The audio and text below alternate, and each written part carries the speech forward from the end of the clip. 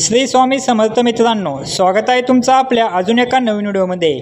मित्रांनो, आजच्या व्हिडिओमध्ये आपण अल्टो K10 VXi गाडीबद्दल संपूर्ण माहिती पाहणार आहे। तसेच आपण गाडीवरची ऑन रोड किंमत आणि गाडीवरती कमीत कमी डाऊन पेमेंट करून महिन्याला EMI किती येईल हे सुद्धा पाहणार आहे। त्यासाठी व्हिडिओ शेवटपर्यंत नक्की पहा आणि चॅनलवरती नवीन असाल तर चॅनलला देखील सबस्क्राइब करा। तुम्हाला या गाडीमध्ये मित्रांनो 998 सीसीचे 3 सिलेंडर इंजन पाहायला मिळते। मित्रांनो, हे इंजन तुम्हाला पेट्रोल व CNG दोन्ही फ्यूल ऑप्शनमध्ये पाहायला मिळते। गाडीमध्ये तुम्हाला 65 bhp आणि 89 न्यूटन मीटर टॉर्क एवढी पॉवर पाहायला मिळते। गाडी तुम्हाला मॅन्युअल आणि ऑटोमॅटिक दोन्ही गिअरबॉक्समध्ये पाहायला मिळते। गाडीमध्ये तुम्हाला 5 स्पीड मॅन्युअल गिअरबॉक्स व ऑटोमॅटिक गिअरबॉक्स पाहायला मिळतो।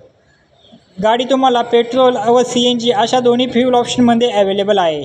तुम्हाला पेट्रोलमध्ये 22 ते 24चा मायलेज तर CNGमध्ये गाडीत तुम्हाला 28 ते 30चा मायलेज मिळतो असे कंपनी सांगते। आपण गाडीवरती लागणारे RTO, GST, FASTag, insurance, TCS charges हे सर्व चार्जेस आणि टॅक्सेस ॲड करून गाडीची ऑन रोड किंमत काय असेल व तसेच गाडीवरती जर तुम्ही 1.5 लाख रुपये डाऊन पेमेंट केले तर महिन्याला EMI किती येईल हे सुद्धा पाहणार आहे। चला तर मग किमतीविषयी व EMI विषयी माहिती जाणून घेऊया। मित्रांनो, गाडीची एक शोरूम किंमत आहे 5,30,499 रुपये एवढी।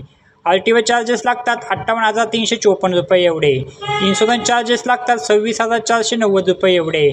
हे चार्जेस व टॅक्सेस ॲड करून गाडीची ऑन रोड किंमत येते 6,15,343 रुपये एवढी।